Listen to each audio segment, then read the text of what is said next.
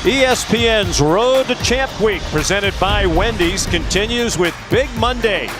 Tonight from Cameron Indoor Stadium, an important ACC battle. Syracuse and Duke, each team playing its best basketball of the year, each riding a 3-game winning streak. The two winningest coaches of all time, Mike Krzyzewski and Jim Boeheim, their teams battling for position in the middle of the Atlantic Coast Conference standings with 2 weeks to go in the regular season. Hi everybody, welcome to Big Monday. Sean McDonough along with Jay Billis, delighted to have you with us. And Jay, as a result of these 3-game winning streaks, both Duke and Syracuse, according to Joe Lunardi, have played their way back onto the bubble, but still with work to do. This is an important game for both teams tonight. Yeah, on the bubble to get into the bubble in Indianapolis for the NCAA bubble event. And Guinness is the sponsor, made of more, for this Syracuse thing we got here. Alan Griffin, Buddy Boeheim, and Quincy Guerrier are excellent scorers for the Orange. They do it in different ways. Griffin and Boeheim are excellent three-point shooters. Guerrier averages over 15 points per game. He's one of the best rebounders in the country and does his damage inside. Any one or all three can get hot in any given game, and all can get their own. And Duke's 3-game winning streak has been led by Matthew Hurt, who is the ACC Player of the Week this week. And he has been fantastic, especially over his last three. 23 points per game, 75% from the field, 14 of 19 from three. Got to be aware of him in that zone everywhere he goes. He's had 3 straight 20-point games for the first time in his career. Duke in white controlled the tip. And they go right to the rim for the dunk by Mark Williams. Syracuse starting lineup: Joe Girard, the point guard, with Buddy Boeheim, Quincy Guerrier, Alan Griffin, and Marek Dolajai. And it's Dolajai with the bucket. He had a career-high 22 in their loss to Duke about a year ago in the Carrier Dome.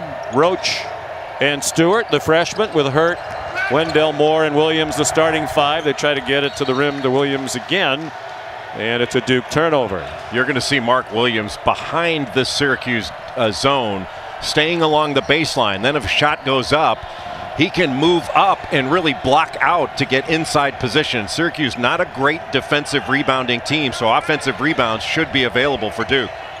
Dolajai and Hurt bumping. Guerrier, the Canadian, couple of nice moves, but then missed with the left, and it's ripped down by the 7-footer, Mark Williams.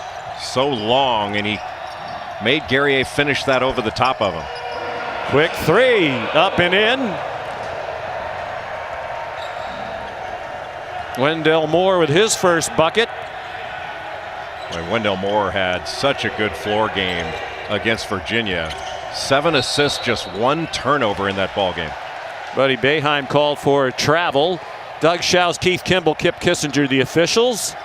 There they are, the 2 winningest coaches of all time. 2,144 combined wins for Mike Krzyzewski and Jim Boeheim.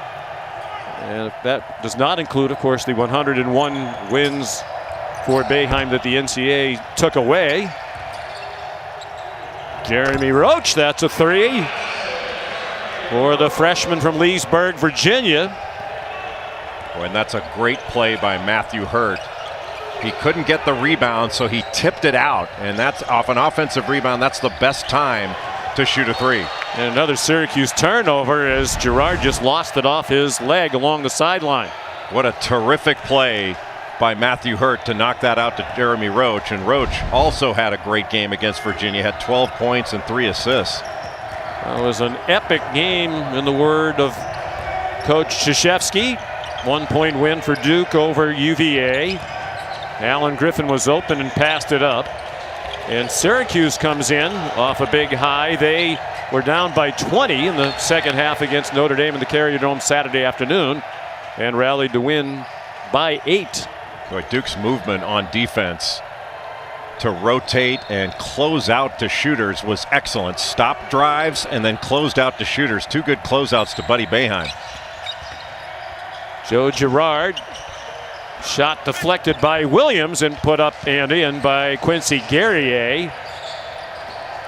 Guerrier not only part of that 3-way tie for the team lead in scoring, but at 9.4 rebounds per game. He's second in the Big East behind Justin Champagnie of Pitt. DJ Stewart wide open, and that's a three for the freshman from Chicago. Boy, a standstill jumper. Duke's been getting the ball into the middle. They kick it back out, and Stewart was wide open. It's 16 straight games now with at least 1 3 for DJ Stewart. Dolajai. And it's 11-6. We mentioned he had 22 points in a loss in the Carrier Dome to Duke last February 1st, the only regular season meeting last year between the two. And a whistle for a foul away from the ball. It's on Dolajai. Good cut by Dolajai off the, probably shouldn't have been a double team there off that little screening action, and then DJ Stewart wide open off that relocation pass. And Mark Williams is open inside. Stewart with the jumper, but I think Duke can continue to throw over the top, and he can go and really get his body into Marek Dolajai, because Dolajai is not a big player. He's tall, but he doesn't have a lot of meat on him. I think Williams can get really good position in there. Good pass. Dolajai, one of the leading assist men in the conference as a big man, but the recipient, Guerrier, was out of bounds. Jim Boeheim's team 4-6 against Duke since Syracuse came into the ACC. That's a small sample, Jay, but they've had some memorable games, some spirited games in that short history. And really well-played games where shots were made. That was what was so impressive about the Duke-Virginia game, was the shot making. Matthew Hurt a miss. There's Williams.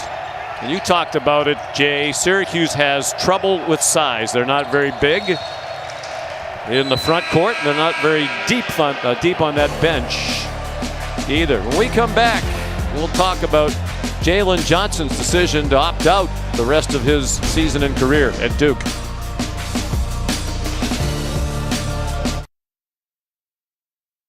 To a good start tonight, playing their third game without Jalen Johnson, who announced on February 15th that he was opting out, effectively ending his brief college career.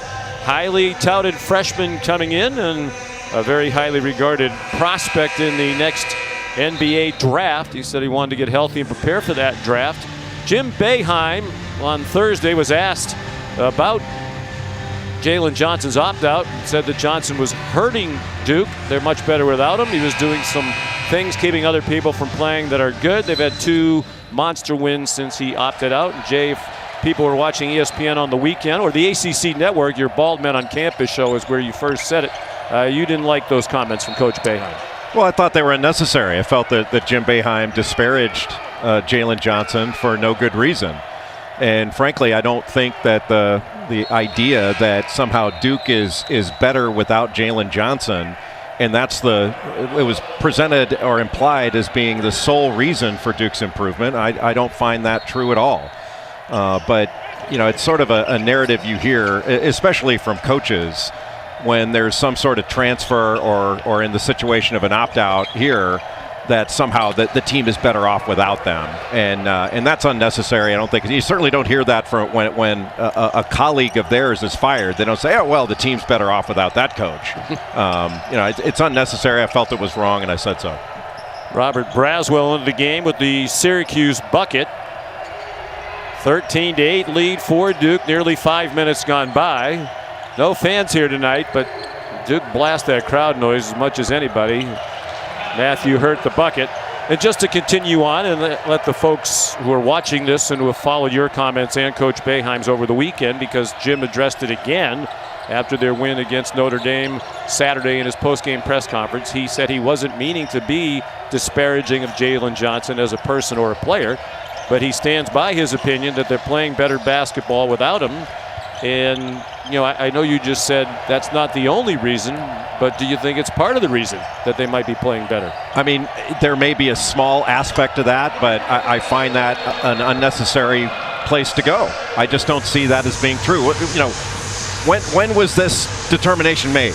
Was it made earlier on, or was it made just after he opted out? It was after he opted out. We'll pick it up after the timeout. Hurt the big three for Duke.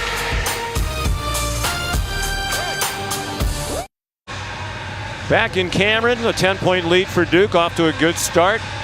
In the words of the great football coach Bill Parcells, you are what your record says you are, and that record would suggest that Mike Krzyzewski's team is better without Jalen Johnson.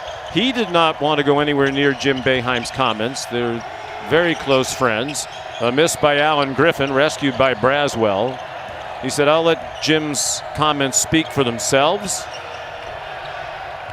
But Jim Boeheim, he apologized, didn't really apologize, he said he regretted saying that Johnson was hurting them, but it wasn't meant to be disparaging of him as a person or as a player, and he stands by his comment that he thinks they're playing better without him. The question is whether they're playing better because he's gone. I mean, you know, we can sit and put the graphic up and say what the record is without him, but is that because he's gone? Those are different things. And two of those wins were while he was out with his injury, and it was over Notre Dame and Boston College. And I didn't hear anybody say at the time, commentators, coaches, otherwise, when the question was, what's wrong with Duke? Commentators were saying they need Jalen Johnson back. Jalen Johnson's been out. He's been injured. And nobody said there was a problem when he had 24 points, 15 rebounds, 7 assists, and 4 blocks against Pittsburgh without a single turnover. Well, let me interrupt, because you've made these points several times. But you asked me. I did ask you. But part of the exercise here was to sort of share the conversation between the two of you. And Jim Boeheim have also been friends for a very long time. He recruited you to I've known him since I was 17 years old. One of the worst mistakes you ever made, but it seems to have worked out for you all right, coming to this fine institution. But you did get together and chat last night and cleared the air. And well, there was really no air to clear. I'm not sure he agreed with that. We texted back and forth on Friday. Look, we can be adults and disagree. Right. That's fine. I disagree with you all the time. Yes, and we're great friends. But you know, there's no one that can convince me that those comments weren't made in order to be disparaging. You don't start out complimentary comments of how a team's playing by saying he was hurting them. They're better without him. Those were disparaging Richmond, and intentionally. The bucket for Syracuse. Bodies bumping. That's going to be an offensive foul. Apparently on Jamin Brakefield. Now, Brakefield's a guy with more playing time who has really taken advantage of it. He's part of their excellent play. He was terrific in that win against Virginia on Saturday. 11 points in a season-high 29 minutes. 4 block shots, a couple were key times in the game. Yeah, 5 rebounds. And he had gone 5 or 6 games without playing much at all. Had played a lot early on in the season. And has really been good the last 3 games. For the ball movement, impressive on the offensive end for Duke. Goldwire kicked it out. Joey Baker, an air ball with a wide open 3. Corralled by Braswell. When they play 7 men, Braswell's in there. Good defensive player. Buddy Boeheim, who has shot well during this 3-game winning streak, missed that one. Williams, the catch at the rim and the dunk. Boy, what a beautiful job by Williams of running the floor. When Matthew Hurt corralled that rebound on the other end after the Boeheim miss, he just took off and beat that Syracuse zone down the floor, and a great pass by Goldwire to see him.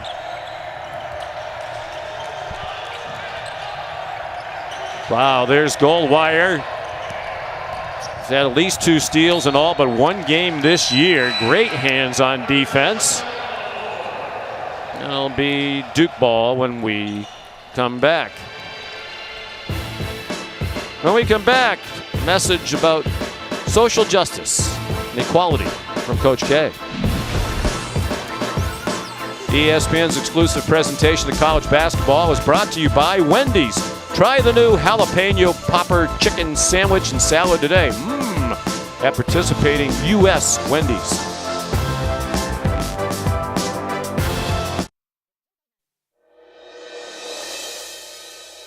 Black Lives Matter. Say it. Can't you say it? Do we not see the problem, the disease, the plague that has been with our country for 4 centuries? If you acknowledge it, you have the duty to solve it. It's time. Well past time indeed. Strong words from Coach K. Kara Lawson, the new women's coach, you're also part of that rally back in August. Oh, and a bit of good fortune there for Duke as the three banks home for Jeremy Roach. And he's really improving and learning how to run a team. You know, Mike Krzyzewski had said that he had been learning in an off-Broadway setting, and he's really made a big improvement. Freshman Kadari Richmond missed the fadeaway. Williams runs the floor and dunks it. And Jim Boeheim uses another timeout. He is really upset with Quincy Guerrier. Watch Mark Williams run the floor. I mean, he is way out in front and does just a tremendous job of getting, you know, people talk about those first 2 steps, first 3 steps in taking off, but he has been running consistently in this game. And with his size and length underneath to block and change shots on the defensive end, and then to be a lob threat behind the zone, that can open up a lot of things in between the ball, the middle. Really impressive start for Williams. We mentioned the women's program here at Duke. They opted not to play this season, played a few games and shut it down. How about that number? They've assisted on all 10 of their field goals tonight. Mark Williams' sister, one of the great women's players ever at Duke. Her number retired here. She's now with the Atlanta Dream of the WNBA. 4 times the Defensive Player of the Year in the ACC was Elizabeth Williams. Syracuse switching out on Buddy Boeheim as he's coming off screens. Dolajai, wow, lots of bumping with Hurt and no whistle. Here's Goldwire, 7th in the conference in assists. They're not really guarding Goldwire out on the perimeter. They're not quite as worried about his 3-point shot. Tough pass. Stewart bounced it right through the legs of Hurt. All Duke here in the first half. On a 50-plus point pace here with a 25-12 lead. Good job by Stewart on Boeheim. Guerrier, the little floater over Williams, might have altered that shot. Certainly made him think about it. And this is a difficult defense to go up against with just 1 day prep after Duke's Saturday night game against Virginia, especially with a young group of guards. Another 3 by Stewart. His second. They've had 6 already. It's 10 unanswered points for the Blue Devils. Syracuse hasn't hit a 3. Their 3-point shooters having a tough time getting open to let them fly. Big Monday continues tonight from the Big 12. Number 18 Texas Tech and Oklahoma State. That's at 9 Eastern time. John Shambi, Fran Fraschilla standing by for that one. Get a chance to see Cade Cunningham, who is likely to be, if he comes out, the first pick in the NBA draft. Just a stunning talent.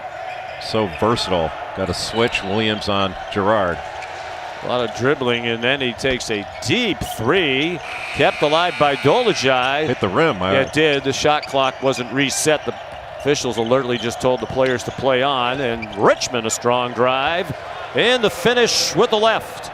Boy, Richmond is such a good defender, Sean. I mean, he leads the nation in steals rate, which is the amount of steals he gets per minute played. Leads this Syracuse team in steals. He's long-armed and he's got a great anticipation for where the ball's going.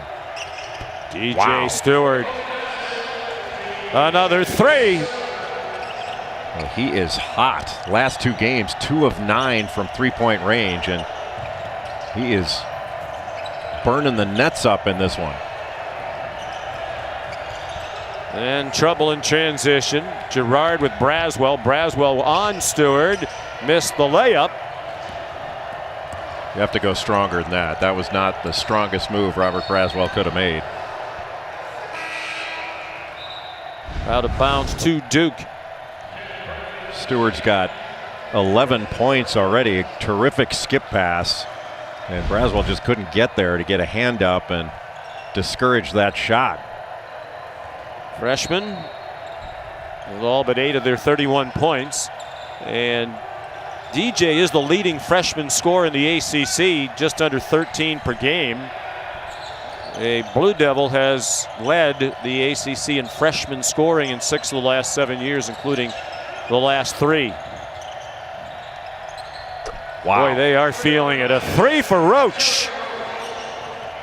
And the interesting thing about Stewart and Roach, I mean, Roach is a scoring point guard that's learning how to run a team, but they've really cut their turnovers down of late. You know, last 5 or 6 games, they've started to cut those turnovers down because that was a problem early on. That was a real problem for their defense. Guerrier the miss. And what a tough shot with that left hand. Duke's making him finish over the top. My goodness, a rare miss from 3. They're now 8 out of 13. They've made 13 buckets for the game, 2s and 3s, and they've assisted on all 13 of them. Girard missed the mark from 3. Roach the rebound at 6'1", 175 pounds, helping out at the defensive end. Boy, Girard has been feast or famine. Had in his last 4 games, he's had 19, then 6, then 16, then 5.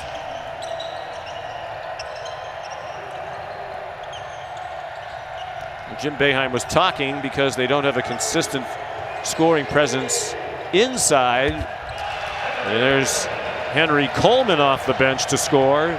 But sometimes they have a hard time getting open 3-point shots, and that's been the case tonight. They're not getting anything open against this improved Duke defense.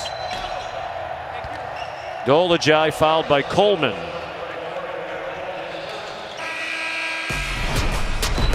Well, Duke against this 2-3 zone has gotten wide open step-in threes with not a hand up. The ball has been moving. The Syracuse defense has not. 8 of 13 from 3 for Duke. Here we go. And a slam. Big time.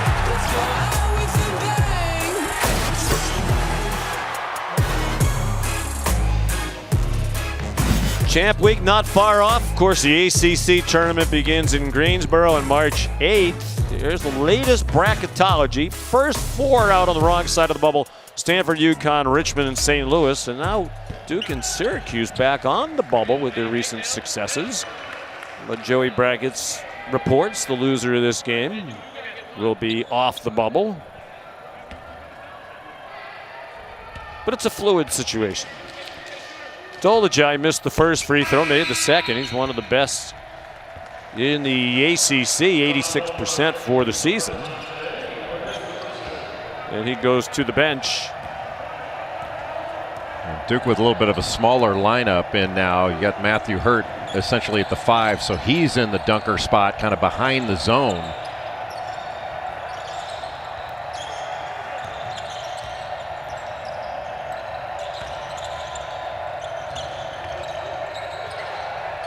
John Bowl, a jock, has committed to game number 2. That's him with the headband. Good defense by Syracuse there. That shot just did catch some rim as the shot clock expired. Kadari Richmond got the bounce. Euro step for the bucket. He has 6 of the 17 Syracuse points. So he is going to be a really good player as he extends his shooting range, because defensively he is just excellent. A jock a little late getting out on Matthew Hurt, who makes the 9th 3 of the game for Duke. And there's still 5.5 to go in the first half. That's asking a lot to have the middle of that zone get out to the corner and extend all the way out to Matthew Hurt. John Bowl, a jock, the miss. He hasn't shot very much all season long. Guerrier, the offensive rebound. In fact, that's just the 4th field goal attempt of the year for John Bowl, a jock. And that's a 3 for Kadari Richmond. Seems like every game he's had in the past 3 or 4, he's had at least 3 steals. It's the first Syracuse three-point bucket of the night, 1 out of 6 for the Orange.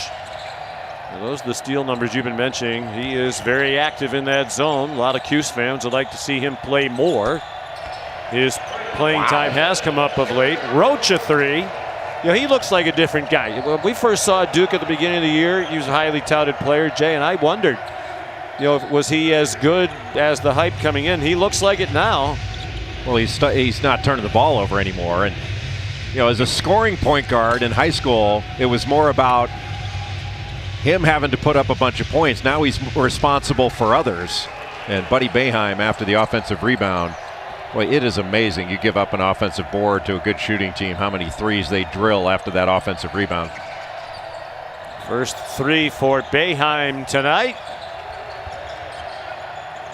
Duke playing exceptionally well on the offensive end. Buddy Boeheim in transition, back-to-back threes for Buddy off his career-high 29 points Saturday, including 20 in the second half. He went 6 for 10 from 3 in that game to bring them back from a 20-point deficit. They're trying to come from 20-plus down again tonight. Boeheim feeling it, and there to drop it in was Richmond. Guerrier also there, but I think it was Kadari Richmond with the bucket, and a quick timeout called by Coach K. Syracuse showing signs of life. Their defense a little bit better, forcing a turnover. Buddy Boeheim pulling up from 3 on the other end. They ain't dead yet, but they were barely breathing for a while.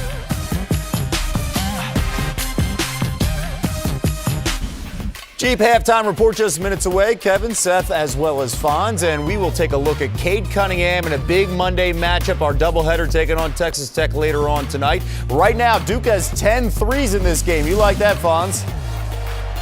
Yeah, Syracuse's defense early was non-existent, leading to some wide open shots, and they just got hot from 3. Fonz not giving the big guys any love. Like Coleman and Williams, they're playing the role of Jay Billis, giving them a little inside presence. Yeah, and Jim Boeheim's playing the role of Seth Greenberg, down big in Cameron. Wow. Just a joke. That was pretty good off the top of your head. Most of your humor is scripted, so that was impressive. Matthew Hurt's shot goes out of bounds. Duke thought it was deflected by a Syracuse player. Well, can Jim Boeheim's team do it again? Down 20 with 16.5 to go against Notre Dame. They gave up 46 points in the first half of the game, gave up 12 over the last 16.5. They trailed by 22 tonight. They've cut it to 14, and Buddy Boeheim called for travel. That 40-12 run at the end of the Notre Dame, it's amazing. Absolutely. And Notre Dame offensively has been fantastic. They've really improved, I think, over the last 2-3 weeks. Their offense has been really good.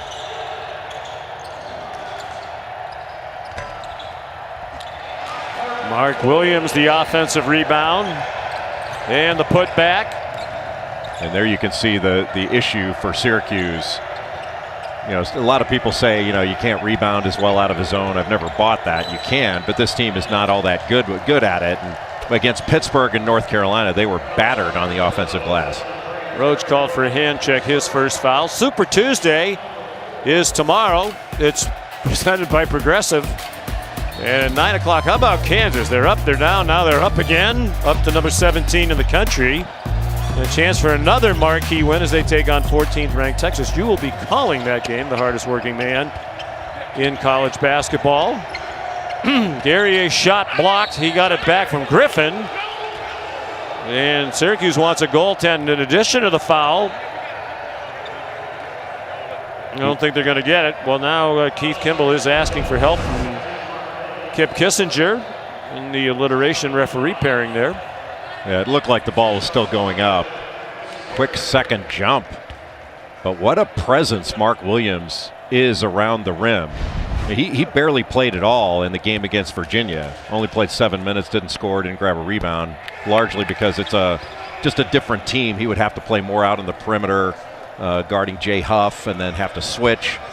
So it wasn't really his type of game. But this is his type of game, and he's been a fantastic presence at both ends of the floor as a lob threat and a rim protector. Boy, 2 missed free throws by Guerrier, who's 74% for the year. We're down to 2 minutes to go in the first half.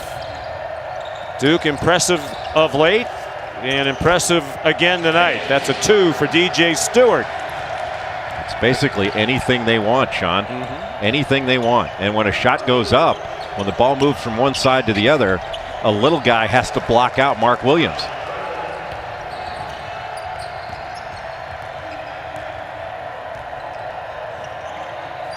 So any miss that is not a long rebound, Williams is going to have a great chance to get. Hurt, nice fake with the shot, drove to the bucket and got fouled. Alan Griffin's had a very quiet first half, just 2 points. Called for the foul, just the second on Syracuse. Duke's been whistled for 5. That's a 2-shot opportunity for Hurt. Well, Syracuse hasn't gotten much in transition because they've been taking the ball out of the net so often. Yeah, they gave up Notre Dame. They gave up 46 to Notre Dame in the first half Saturday, and Duke has 47 and counting in this first half.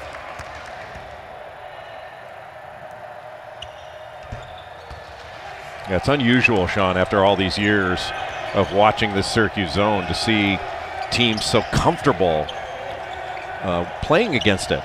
I mean, usually it's a rhythm disruptor, rhythm killer. Braswell got away with the travel, it seemed, and was fouled. Williams called for his second foul. And Braswell's a good free throw shooter. He struggled a little bit from the field, although he is a good shooter. He just hasn't shot particularly well in games. Which is the most important thing. Yeah. But, you know, you have guys that really shoot it well in practice, and they haven't. It's harder to establish a rhythm when you're coming in and out of games, and Braswell doesn't play a ton. But he does knock his free throws down. He's 8 out of 9 for the year, now 9 out of 10 from the line. Redshirt sophomore from Jacksonville. Well, he had a really rough stretch early in the year, went 0 for 12, and then made 4 threes in a game against Pitt when he scored a career-high 12 points. Just needed to see one go in, get a little confidence, because as you say, they say he's a very good shooter in practice. Held ball, Duke ball, 55 seconds in the half. 13 on the shot clock. Oftentimes when the offense will get the ball on the sideline, Syracuse traps that right away, and that's what they did there. But the corners are open, and then I still think those lobs are available. Roach, a nice little floater.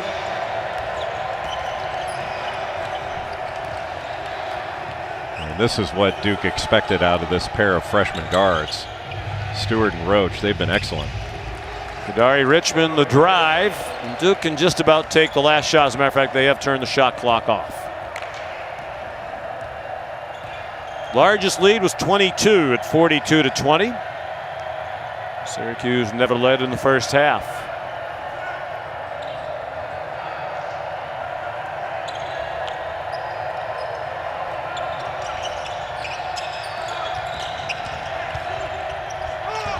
Roach the miss, the tip in by Brakefield.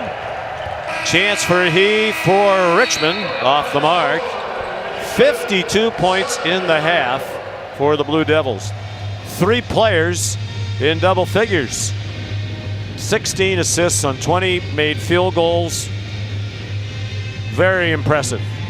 10 threes, most in a half this year for Duke. They're up 52-34 as we send you back for the halftime report. Sean. Yep, we're on that road to Champ Week presented by Wendy's. It's not far off now. An important big Monday game for these two teams, Syracuse and Duke. On the bubble, Duke with a resume-enhancing performance at least through 20 minutes tonight here in Cameron. 52 points in the half, leading Syracuse by 18. Welcome back, Sean McDonough, along with Jay Billis. Jay, 3-point shooting, a big part of that half for Duke as we look at our Capital One rewarding performance. Yeah, Duke shot 10 of 18 from 3-point range. Syracuse might want to get a hand up against anybody in a white shirt, but they got a lot of standstill threes where they really didn't have to do much. The ball moved and the Syracuse defense did not. And give great credit to DJ Stewart and Jeremy Roach. They had 27 points between them, 7 of 10 from 3, 7 assists, only 4 turnovers. And for Syracuse, Guerrier, Griffin, and Boeheim combined for 4 of 14 from the field. The only real scoring came from Kaderi Richmond and Marek Dolezaj, who were 9 of 13 from the field combined.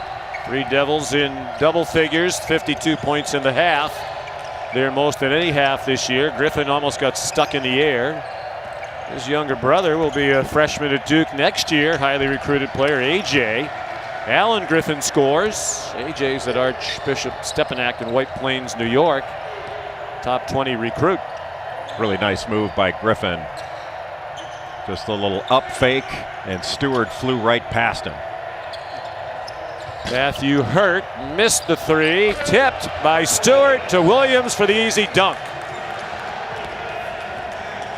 Williams has been a tremendous presence in this game. His shot blocking, shot changing ability, and then he's just been hanging out by the rim. Good interior pass by Buddy Boeheim, but Quincy Guerrier could not finish.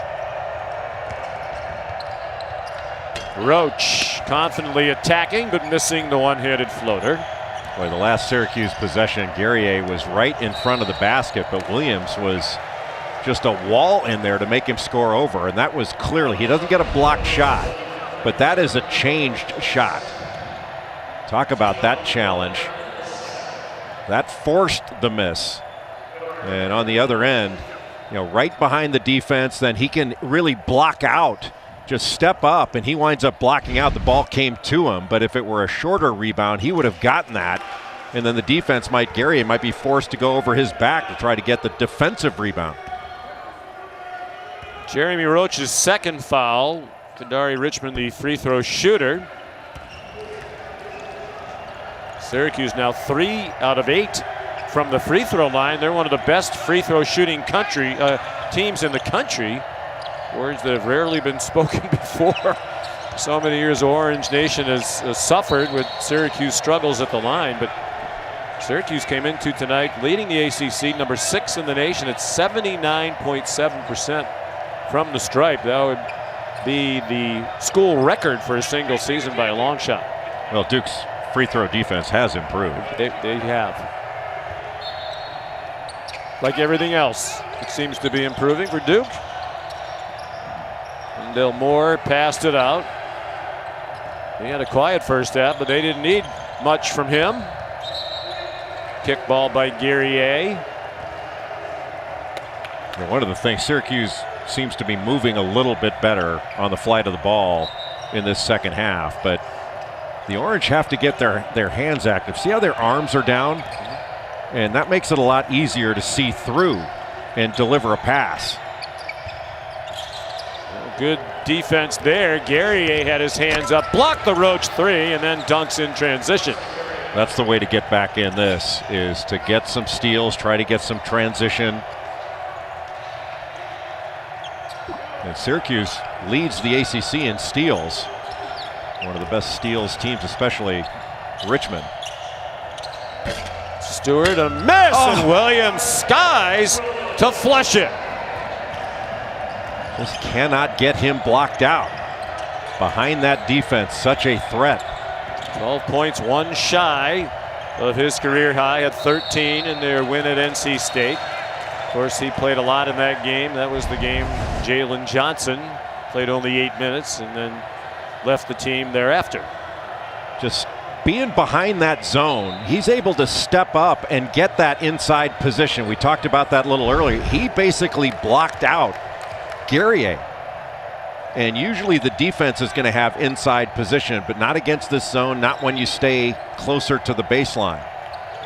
And that's where he can post that way and then just step right into the wing defender and block him out. Wendell Moore missed the turnaround shot, rebounded by Guerrier. Good job by Moore to be there on the catch when Boeheim caught the ball. Well, you let him set his feet facing the basket, he can get that shot off in a hurry. He's working hard to get better at getting his own shot. Alan Griffin hoisted one. Williams knocked it away from Guerrier. Now Stewart in transition, fouled, and a chance for a three-point play. Boy, that was a nice job by Stewart of staying in complete control. It's almost like he put the brakes on near the end of that. Kaderi Richmond came past him, and then Griffin just fouled him from behind. But watch him just put the brakes on just a little bit and let Richmond go behind, and then go in front, and then Griffin fouls him from behind. First foul on Griffin. 15 for Stewart, who came in averaging 13 per game. It could very well be that this will be the fourth straight year the Duke Blue Devils have had the leading freshman scorer in the ACC. Vernon Carey did it last year.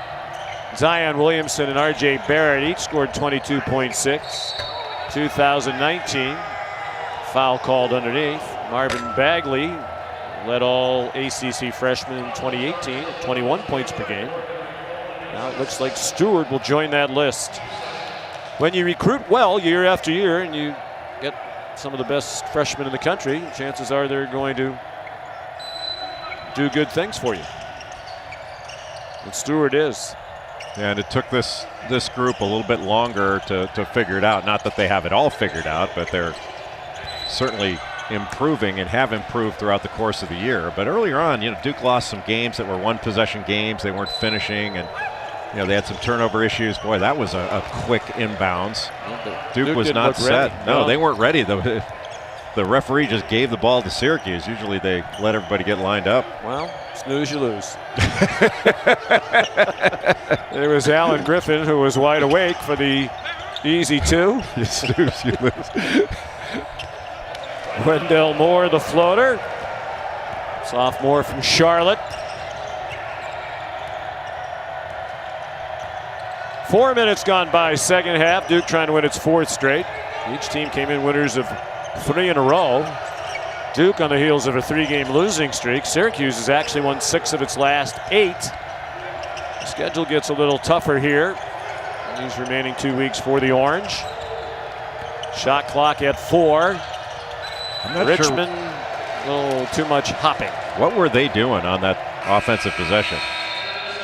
Looked like zero plan. Mark Williams has been excellent in this game. 6 of 6 from the field. That's good. They have been close range shots. Dunk after dunk after dunk. I mentioned the 7 rebounds. He's got 2 blocks, and he's changed a bunch of shots as well. He's like Bubba Gump Shrimp. You can do anything with him. Here's Cunningham, the pull-up. Got it! He's the real deal. He's continuing to get better and better, and an unbelievably good team. Coming up next, Cade Cunningham and the Oklahoma State Cowboys against Texas Tech. He is fun to watch. Yeah, Cade Cunningham is the real deal. He is an outstanding prospect and a great player. He's averaging over 20 points per game against top 25 competition. And Mike Schmitz has gotten him a tutor for his defensive IQ to get that grade up. He's going to be working after class to get that grade up to an A. Mike's a tough grader. I would like to know how you grade that. Defensive IQ? Right. That seems... I actually thought it'd be a little bit higher because he does have a pretty good awareness for what's going on defensively, both on and off the ball. Measure that. It is. I mean, it's. Just part of it would have to be. I think you've poked through the pokes. but part of it would have to be, knowing what his responsibilities are. There's a 3 for Buddy Boeheim. For example, Jim Boeheim talks a lot about this zone that they play. Sometimes one player or another might get blamed for what looks like a mistake by him, but it wasn't his fault because of the way they rotate in certain situations based on ball position and that sort of thing. Yeah, most times, though, in man-to-man, you have pretty defined responsibilities on help side. And, if they're in a 1-2-1-1 press, you know what their responsibilities are. Or what would Coach K have said your defensive IQ was when you were Well, I can tell you his recruiting IQ in recruiting me was pretty low. He would give himself an F for evaluation. Now Syracuse is pressing here. They've got to try to do something to change the tempo of this game, and it seemed to help them Saturday against Notre Dame. Jim Boeheim told us last night, Jay, that you were there, and not speaking at the same time, that they don't think they're a great pressing team, but it seemed to give them a spark in that comeback the other day. We've done it before and had good success. Jim doesn't feel like his press this year is that effective. That looked like a little bit of a foul, but he doesn't think it's that effective, but he has to try it here. They've got to do something different. Dolajai rolled to the bucket, tried to dunk, and got hit by Hurt. And I tell you what, over his 4 years at Syracuse, this young man has taken a lot of hits. He has thrown his body around, sacrificed his body memorably. And this building too. Yep. Probably most memorably here when he got run over, stood in and took a hit from Zion Williamson, which takes remarkable courage. We wouldn't question the intelligence because he is at the Harvard of Central New York, so we know he's a very bright young man. But we were here for that, and they almost had to scrape him off the floor. This was earlier this year against Georgetown. Team dentist was required. And that is no fun. He gives it his all, doesn't he? He's a fun player to watch. And he's a really good player. Great steal by Richmond. And he's a really good player. Excellent passer. Boeheim stepped out of bounds. But he's an excellent passer. It's difficult for him in the middle of that zone because he doesn't have a lot of bulk. Usually they've got He's tried. Yeah, he has tried. He's tried really hard. They don't have a lot of choices. But if you had, usually Syracuse has a 6'11", 7-foot guy in there, or somebody who's really wide. Well, it really hurt them when they lost Baramas Sidibe. There's a 3, a 2 actually, a long 2. And they still haven't had a 3 in this half, Duke, after they had 10 in the first half. That was Matthew Hurt to push the lead back up to 18. Sidibe tried several times, but had knee problems and finally decided to call it a season. His knee just kept swelling. But he would have been a big help in the middle at his size, 6'10", and well over 200 pounds. Griffin needed that shot to go. Duke was switching 1 through 4. Wendell Moore attacked the rim at high speed. After a made field goal. I mean, Syracuse gives up a layup after they score a bucket. I mean, Jim Boeheim cannot be pleased with that. Buddy Boeheim got his own shot there and scored with the one-hander. His dad keeps the press on. Dolajai doing the best he can to deal with the much bigger Williams, and it wound up on the feet of Hurt, and he dunked. Behind the back pass. Trapped on the baseline. Hurt wasn't the intended receiver, but that still goes as an assist for him, doesn't it? I would think so. Guerrier a 3, definitely a little more life in Syracuse since they went to the press. Part of the problem, as you know, Jay, and Syracuse fans well know, they're basically a 6-7 man team. You can wear yourself out doing what they're doing right now, but trying desperately to get back in the game. Down by 14 with the ball. But if they can get this under 10, you can go back to the zone and still, then it's a workable number. Buddy Boeheim missed a 3. And it'll be Syracuse ball. That was a chance to really make it interesting for Boeheim. Perhaps a bit tired. Matter of fact, he checks out and clearly winded as he goes to the bench. You knock down a couple shots and put a little bit of game pressure on Duke that have played with this big margin, this big gap between the two teams. It's, as you know, a lot easier to play with a cushion like that. They basically dared Guerrier to shoot the 3. Joe Girard. Now Guerrier. Girard's played only 10 minutes tonight. Richmond has played more. That's a tough shot from Griffin. He can make it, but that was a tough one. Stewart. Rebound by Wendell Moore. They still have not made a three in this half. Well, it's so tough for Syracuse on those rebounds. They just don't have a lot of size along the back line. Now they've made a three, and it's Goldwire. Their 11th three. That matches the most that they've had in an ACC game this season. Fourth time they've done it in conference play. Guerrier off the mark from three. It's like a second hop on the rim, which paved the way for the offensive rebound and score for Alan Griffin. The lob to Williams and a career high for Mark. Well, that's the way you break pressure. You attack it to score.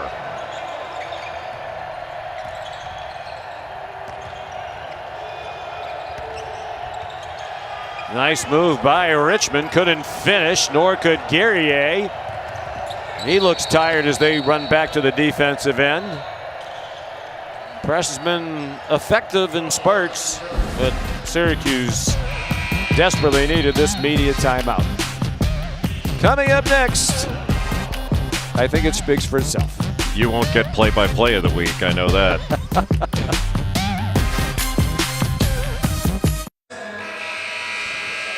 Well, another week, another episode of the epic Jay Billis Weekly Awards, and the team of the week from the Billustrator is Gonzaga. Yes, the Zags, the most beautiful offensive team in the country.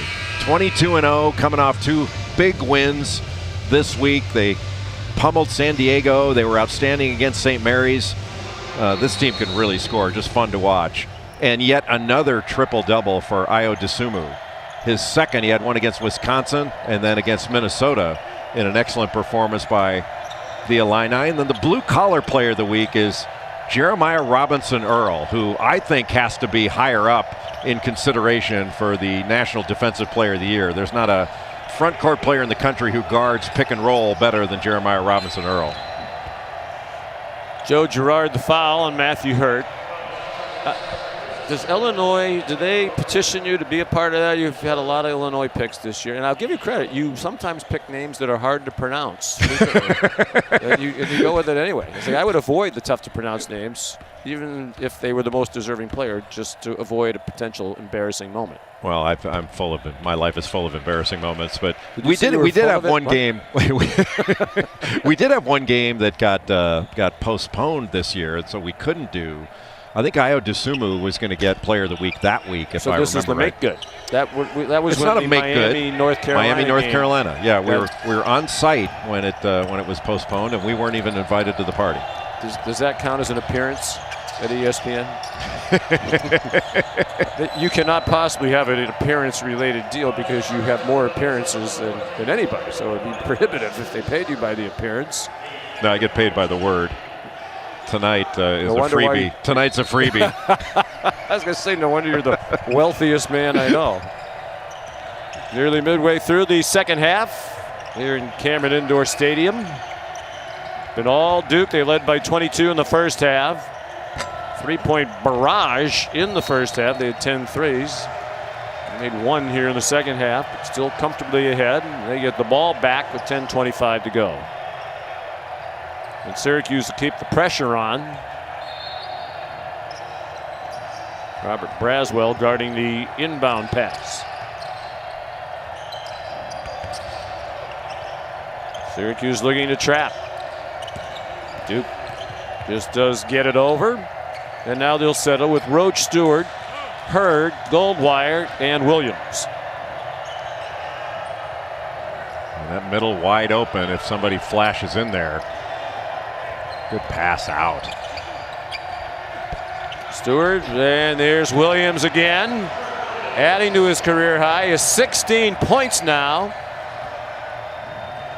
He is just parking himself in front of the rim.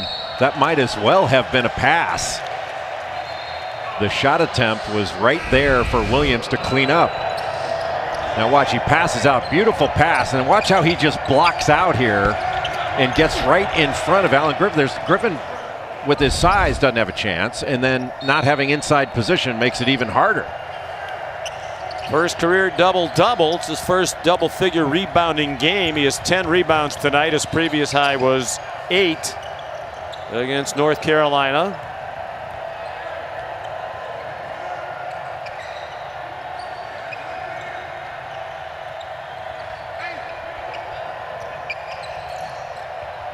Goldwire, another open three. Second he's made in this half from that spot.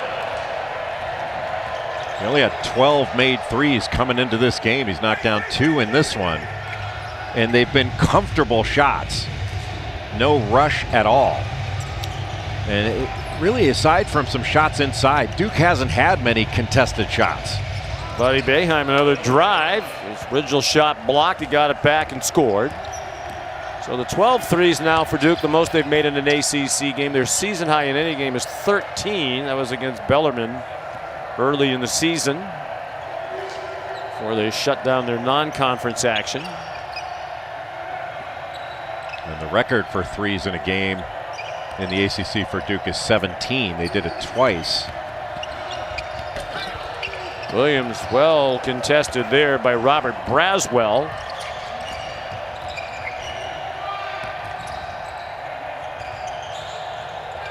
Quincy Guerrier, just 3 for 11 shooting. He does have 8 rebounds. Looked like Dolajai might have taken a couple steps before dribbling. Got away with that. Braswell, tough luck on the 3 that popped out. Dolajai in the right place off a ricochet from Guerrier. Yeah, Guerrier able to keep it alive. Hurt at inside position, but still he was able to knock it away. Hurt was limping a little bit. I don't know, twisted an ankle or something. Stewart steps into a 3. Yeah, Syracuse looks a little tired right now, don't they? Yeah, I think they are. Second game in 3 days, and I think the press, a low number that they play anyway, is probably attributed to the fatigue. But that far down, if you're Jim Boeheim, you might as well try it. Goldwire called for a reach-in foul. That takes us to a media timeout.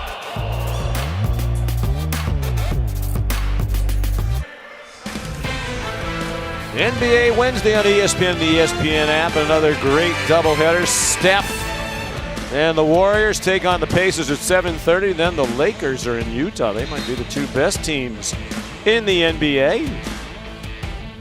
A lot of showtime coming up on the ESPN family of networks. Donovan Mitchell and Rudy Gobert have both been tremendous.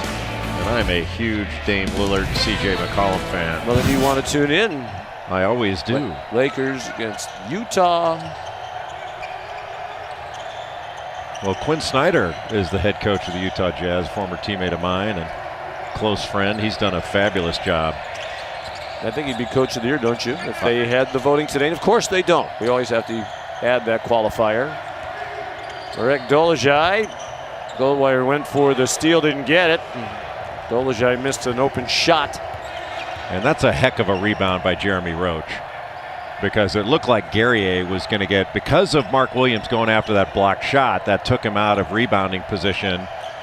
And Roach just came right down and snatched that away from Quincy Guerrier, who's an excellent rebounder. He averages close to 10 rebounds a game, and 3 of them are on the offensive end. 9.4 per game for Guerrier, sophomore from Montreal.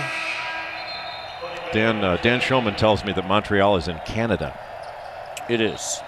It's in Quebec, province of Quebec.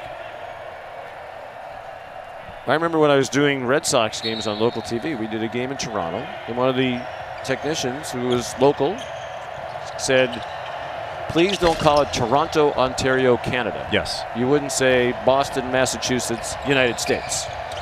Yes, Dan Shulman's mentioned that to me as well, and that's the only time I think Canadians get upset is when that happens.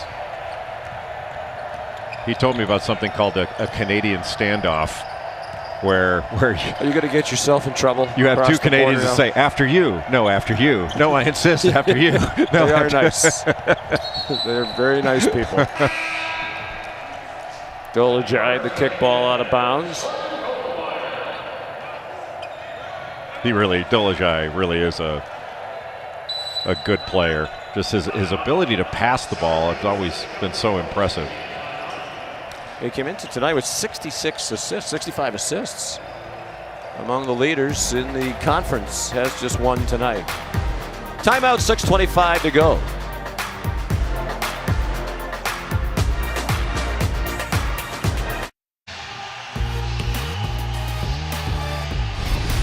ESPN's exclusive presentation of college basketball is brought to you by Wendy's. Try the new jalapeno popper chicken sandwich and salad today at participating U.S. Wendy's. Mike Krzyzewski and Jim Boeheim. Coach K said yesterday Jim Boeheim is like a brother to him. Jim Boeheim told us he's as close a friend as I have in coaching. Talking about Coach K, of course. Jim, an assistant to Coach K on 3 U.S. Olympic gold medal winning teams. Nice move by Dolezaj. Finish with the left hand. So skilled. 6 minutes to go. Duke by 20. Yeah, Boeheim and Krzyzewski spent 11 years coaching together with USA Basketball. And that's a lot of time together. I think one of those shots you saw USA Basketball chairman Jerry Colangelo, who really put all that together and did a remarkable job of putting together the new USA Basketball program. It was new back in 2006, 2007 or so. And really a remarkable job that they both did with that program. Top 2 winningest coaches of all time. 1167 for Krzyzewski, 977 for Boeheim. We mentioned at the top of the telecast, 101 taken away, be well over 1,000. Get 1,078 as a matter of fact. The NCAA hadn't vacated wins. Well, based upon the NCAA rules, and this is entirely accurate, the NCAA can vacate games, but they do not vacate losses. They can vacate wins, but not losses. So Jim Boeheim has handed his opponents 1,078 losses, and that is entirely accurate. Now those opponents, for the games the wins were vacated, they don't get to wipe out the loss. Nope, they keep the loss. They have to keep the loss. It's so stupid. The whole thing is stupid. I think it's a ridiculous punishment. And again, being a Syracuse graduate, I would say that I think it's a ridiculous punishment regardless of who it's applied to in any sport. I would just change all my records if I were Syracuse to reflect losses. Well, it's a huge. I would, and it's also a huge headache for record keeping. For Syracuse, for every other team that played against them. It's a ridiculous punishment. Yeah, in that regard, it's like a punishment from a bad parent. It's so stupid to vacate wins. Everybody knows who won. Did you make your kids vacate wins? I did. I made them vacate play dates. That play date never happened. 4.5 to go. Do we get to Texas Tech and Oklahoma State? Career night continues for Mark Williams. Jay, I know you don't want to belabor this point. I guess it was the talk coming into this game. Those who think Duke is better off without Jalen Johnson will have more fuel for the fire after this performance tonight. Impressive, particularly at the offensive end tonight. They are playing very well. And, a lot of us thought that Duke could turn the corner as a team when they beat Georgia Tech and Clemson. But then you and I were at that game in Miami when they took a significant step back. And remember, Coach K had said, we were told before the game they did not have a good practice the day before. They were very worried about that game. Could they, get what they needed for it? And they couldn't. Miami beat them. And I think Coach K said after the game, we could see it coming, we just couldn't stop it. And that led to, or was part of a 3-game losing streak that they had where they lost to North Carolina in a very close game. That was a great game. We talked yesterday with Coach K, as I mentioned earlier. He said he didn't want to speak at all about Coach Boeheim's comments, that they could stand for themselves. And when I asked, well, do you think you are better without Jalen Johnson? He didn't want to comment on that at all. He said they fully support his decision. Think it's the right thing for him. Jalen said, I want to get healthy and get ready for the NBA draft. So that's what he's going to do, and he has the full support of Coach K, the coaching staff, and it seems of all of his teammates as well.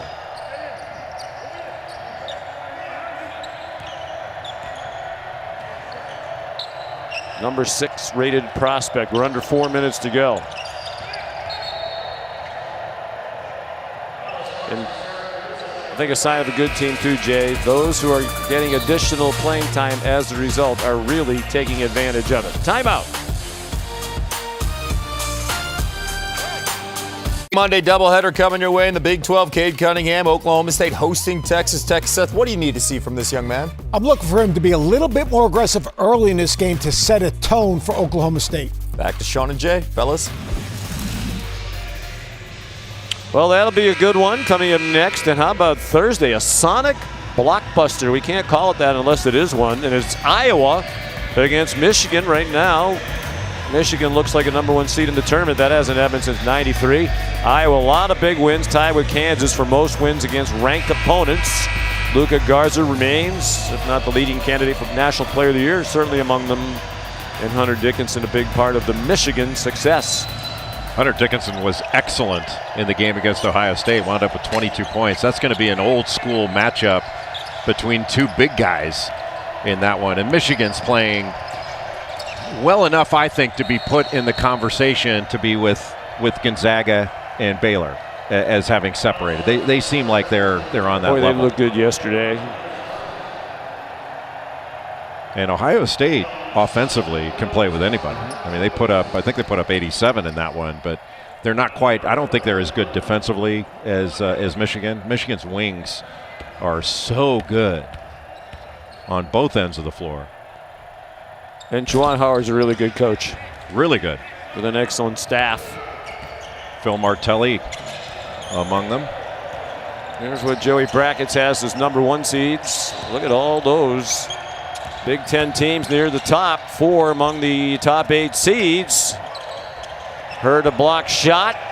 And Henry Coleman rips it away. So for most of the year, it's been, the perception has been Gonzaga, Baylor 1 and 2, and they've been 1 and 2 in the AP poll all season long. And then everybody else. You'd say time to put Michigan with them. I think so. Yes. You know, the discussion has been Gonzaga and Baylor or the field. And, you know, the odds say you take the field, but boy, wouldn't it be great if those two, they should have played in December. The coronavirus took that game away. So obviously if they had played, one of them have a loss. Given my vast experience in basketball, I've come to the determination that if they had played, one of them would have lost. But to have 2 undefeated teams going into the tournament, I don't know how many times that's happened. I remember in 1976, both Rutgers and Indiana were undefeated going into the Final Four. Of course, Indiana, the last undefeated champion, would be something if we had a national championship game between 2 undefeated teams. Then I'm pretty sure that would make Indiana not the last undefeated national champion. Yes, that would change that. Well, here's another much anticipated feature of Big Monday. It's our Pedialyte player of the game, and it's Mark Williams. How could you argue with that? Career highs in points and rebounds. His first career double-double, 9 out of 11 from the floor. He has been an emerging presence throughout the season, and never more than right now. He started the last 5 games. And Mike Krzyzewski had talked about him getting used to the physicality of the game. You know, a lot of times for a big guy in high school, you're not allowed to touch anybody, or you get a foul. And so oftentimes the best big guys, you know, they'll try to block a shot, but they're not going to be physical because they wind up on the bench, and nobody wants that to happen. But in college, it's a lot different. Buddy Boeheim, a transition 3. He leads the Orange now with 18 points. Kadari Richmond, 15 for Syracuse. Marek Dolajai, 13. All 5 of their starters average in double figures, but only Guerrier's not gotten there tonight. He has 7. Alan Griffin has 11.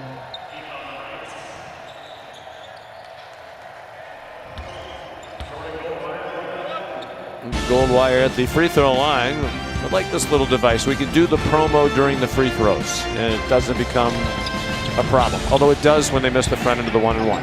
Now I should have just gone with the cut. Clemson, Wake Forest, NC State, Virginia, Florida State, Miami. All this Wednesday on ACC Network, buddy. Boeheim, another 3. Some terrific matchups there. Virginia, all of a sudden, with back-to-back losses to fall out of the conference lead. Florida State all alone atop the conference standings. Yeah, a week ago tonight, Florida State manhandled Virginia. They've won 3 in a row now. Have the Seminoles alone in first. Of course, they were the outright regular season champs last year in the ACC. We've memorized that. 2 straight losses for Virginia after they were 11-1 in conference play. How about that result? North Carolina all over Louisville, team that's really had a tough time battling COVID. Who did they lose to in 1939 by more than that? I don't know. I'll text Bill Raftery because he probably did the game. But the problem is he hasn't learned how to text yet, but we're still working on that. There are the standings, up to date. Florida State, it'll be interesting. We talked about this last week too, Jay.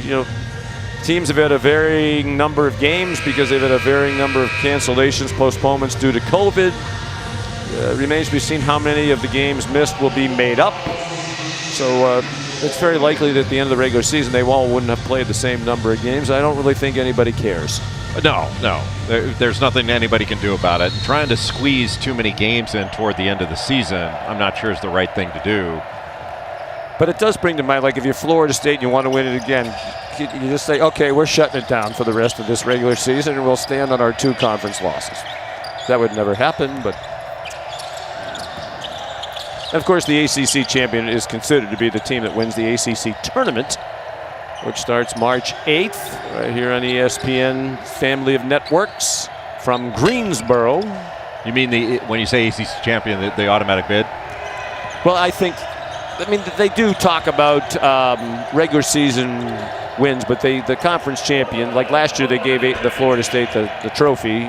But that's But there used to be, like back in the dark ages, there was no regular season championship. There is one now, and that used to rankle a lot of people within the league when a team would hang up a banner for a regular season title because technically it didn't exist. The only champion, as you just mentioned, was the ACC champion, but now there's both. There's a recognized regular season champion and obviously a tournament champion, with the automatic bid going to the tournament champion. Final 30 seconds. Duke on the verge of its 4th straight win. And this was never a ball game. Nope. Never a ball game. On Syracuse very early and never looked back. Shooting clinic in the first half. It's their longest win streak of the season for Duke. They won 3 in a row early on.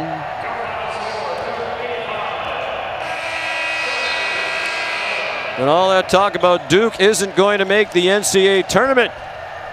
That seems premature at the very least at this juncture. 85-71 the final score. DJ Stewart 21 points for Duke. Buddy Boeheim on up with 21 points for Syracuse. Back-to-back 20-point games for him. Happy birthday, Todd Blumen, outstanding Syracuse video coordinator in their program for 35 years. He's 52 today. Unfortunately, his team didn't make it a happy birthday for him. For Jay Billis, Sean McDonough, a good night from Durham. Let's send you back to the studio.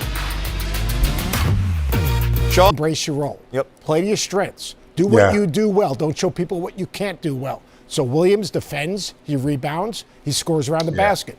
Hurd is their go-to scorer. Stewart knocks down open jumpers. Roche gives them some speed. They're defending the ball better. They look like a really good team. Now, right now, they look like an NCAA tournament team. Their resume doesn't look like that, but they look like that. So you know what we need to do? Probably ask Joey Brackets what he thinks. Yeah, so Joe, you know what? Let's get this set up here, because before this game, you mentioned Duke and Syracuse is a play-out situation tonight, not a play-in game. So what does this win mean for Duke moving forward? They take another step forward, but not all the way to the destination. For me, the Blue Devils go from next 4 out to first 4 out. They're 3 spots away on our at-large board as we get ready to post a new bracket tomorrow. And the Orange, they fall off the board entirely, even below next 4 out. They'll be 79 or 80 when we finish our numbers tonight. So Duke gets a good win Not a great win. The labels sound great. Duke, Syracuse, Monday night. But we're talking about two bubble teams that just played a game to stay alive, and Duke won it. Now, they're going bubble hopping here as this continues, and of course, it's 4 straight wins. How do you view this team in general, coming off what they had to experience, of course, in January, and then the really rough start, the start of February, to what they've done the last 4 games, leading into the rest of this month? Well, we said on game day Saturday that the Virginia contest for Duke was going to be a linchpin because they had upcoming games that could increase their profile. They had Virginia, they had Louisville still, and they close, of course, with the regular season traditional finale against North Carolina. Win enough of those games, and they almost have to play their way in because history tells us what? More teams are playing their way out than playing their way up at this point, because they're bubble teams and they're flawed to begin with. Duke right now is playing better than a bubble team. Now, we're less than 10 minutes away from tip-off in the Big 12, and we're not going to talk about bubble teams here, and that is Oklahoma, Oklahoma State, and Texas Tech. What's at stake tonight for these two teams as we get ready for this contest? Well, let's forget about NCAA tournament seeding for a minute, and let's talk about these two in light of the Big 12 tournament, because one of them, the loser, is in danger of falling into 7th place and having to play an extra game at the Big 12 tournament. None of them want that because the bottom 3, in whatever order you like, TCU, Iowa State, Kansas State, they're pretty well locked into that opening round. Well, somebody's got to join them, and it's imperative for Texas Tech in particular, on the road, not playing as well of late, to get back in that top 6 for them to keep to the aspirations they had at the start of the year. Oklahoma State is going to be happy to be in the postseason for any number of reasons. They're both going to make the NCAA tournament, but how fresh and how many games will they need to play to get there? Tonight will help decide it. Joe, thank you so much. Of course, they're led by Cade Cunningham. This team has won 5 of their last 7 games, and they've got that win already, as I mentioned, in Lubbock against Texas Tech. When you Joey Brackett's book, you got to get it. I mean, he's got a bobblehead, he's got a book, he's got it all. And he's ready to go, of course. He's ready to go talking about the bubble hopping. Again, no bubble question here for these two teams. Big reason why for the Cowboys is Cade Cunningham. And he's just comfortable in this offense. He's patient, and he's raised the level of this team. He's made the game easier for everyone else. He's got a PhD in ball screen offense. He sees over the defense at 6'8" with a 7'4", a 7-foot wingspan. He's just got a great feel for the game, and they're a really talented young team. Watch him right here. You can put him in isolation at the elbow. He can catch, rip, attack the basket. He's got over a 7-foot wingspan. Now he can just finish at the rim. He's got all different ways to finish. The other thing he can do, he does a nice job of playing out of ball screens. But if you go under, he's a 44% three-point shooter. Steps into it, jumps up, knocks down the 3. And then because of his size and because of his feel for the game, he has a great feel for playing at the ball screens. Here he comes back, heads up, see with his left hand. This is with his left hand, sees the play and drops a dime. So he can score it, he can get to the rim, you can put him in isolations. Oh, and by the way, he makes the game easier for everyone else. And you can never speed him up. And then that makes everybody understand their roles as we talk about role playing with Duke. And now, Fonz, that's the star on one side. Everybody's going to watch Cade Cunningham. Mac McClung's the guy on the other side. And one of the things we're noticing is teams are approaching the Red Raiders a little bit differently. What are you seeing on tape? Well, he's the 3rd leading scorer in the Big 12, and on his dribble drives, teams are starting to surround him with multiple defenders. And when you do that to a player off the drive, it's important that you get proper spacing and give him outlets for the basketball. Watch as he drives here, folks. He's got 2 guys around him and then going to join by a 3rd. Watch number 11 in black at the top. He jogs over to the right wing, gives him an outlet, but now because he jogged, they were able to close out. Now it's a broken play. Peavy drives to the basket, gets his shot blocked. And that's what we're talking about with the movement. You got to make yourself available. Watch this play here. Dribble drive to the middle of the floor. 3 or 4 defenders around him. Look at number 14 in black. Too close to McClung, so he shoots a bailout fall away. Bad shot there, which led to the basket on the other end. This is how you do it. Mac McClung's going to get to the middle of the floor. Watch Peavy on the backside. He sprints to the front of the rim. Didn't jog. He sprinted. Able to throw the lob to the top and able to dunk that one over the top. For them to win this game, Mac McClung on his dribble drives, those guys got to sprint to open areas to be able to knock down shots, be shot ready, ready to shoot them. TJ Shannon, Kevin McCullough, those guys have to play well on the same night together to take the pressure, the offensive pressure off of Mac McClung. Seth, when you look at this Texas Tech team, as we are now less than 5 minutes away from tip-off, they open up the month here with a win against Oklahoma, top 10 team, right? But then they have 3 games where they're